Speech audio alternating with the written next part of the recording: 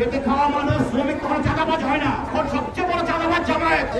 আজকের এই মিছিলটি শুধুমাত্র মিছিল নয়, আজকের এই মিছিলটি ঢাকা 13 বিএনপির অঙ্গসংগঠন যে একত্রিত আছে সেটার প্রতি। প্রিয় নেতা, দেশনায়ক, তারুণ্যের অহংকার, বাংলাদেশ জাতীয়তা দলের অ্যাক্টিং চেয়ারম্যান জনাব তারেক রহমানকে ঢাকা 13 প্রতিটি মানুষের পক্ষ থেকে ধন্যবাদ জানাই। উনি ববি হাফজার সাহেবের মতো শিক্ষিত, ভদ্র এবং মার্জিত একজন ব্যক্তিকে ঢাকা 13 আসনের মনোনয়ন দিয়েছেন। যদি অন্য উনার ব্যতীত আগে যারা ছিল তাদেরকে যদি দিতেন তাহলে ঢাকা 13 কিশোর গ্রামের অভয়ারণ্য হয়ে যেত। দীর্ঘ 17টি বছর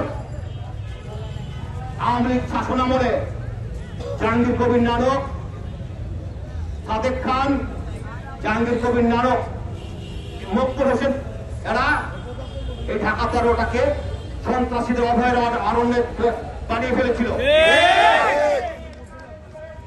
আমরাও দেখতেছিলাম 5ই আগস্টের পরে সেই কতিপয় সন্ত্রাসীরা বিএনপির কিছু নেতাদের সাথে যোগ সাজস করে তারাও সন্ত্রাসী কার্যক্রম পরিচালনা করার জন্য চেষ্টা করেছিল।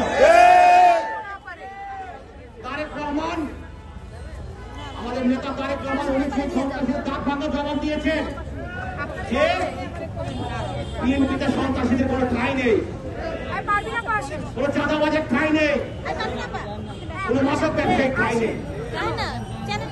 আপনারা যারা মনে করেন আমরা ক্ষমতা চলে এসেছি, আপনার সেটা ভুল ধারণা। এই নির্বাচনটা আগে 8-10টা নির্বাচনের মতো হবে না।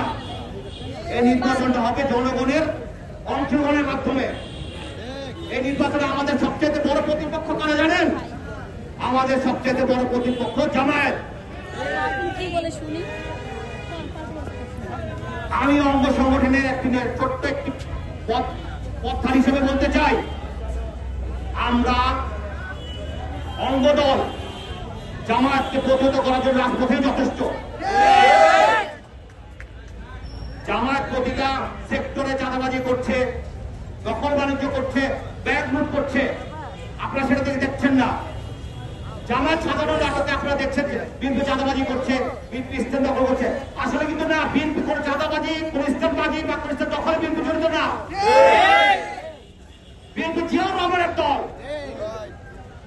বিএনপি গণমানুষের দল, কৃষকের দল, শ্রমিকের দল, খেটে খাওয়া মানুষের দল। খেটে খাওয়া মানুষ, শ্রমিক কখনো চাঁদাবাজ হয় না। এখন সবচেয়ে বড় চাঁদাবাজ জামায়াত। আপনারা যারা অঙ্গ সংগঠনের নেতৃত্ব আছেন তারা প্রতিটা ঘরে ঘরে মা বোনদের কাছে গিয়ে জামায়াতের কুকর্মগুলো তুলে ধরেন। আমাদের প্রার্থী ববি হাফজারের জন্য আপনারা ভোট চান। আমরা কথা দিচ্ছি, আপনারা ভোট দেবেন। আমরা ঢাকা 13কে একটি উন্নয়নের রোড মডেল বানিয়ে দেব। ঢাকা 13 একটি সন্ত্রাসী থাকবে না, চাঁদাবাজ থাকবে না।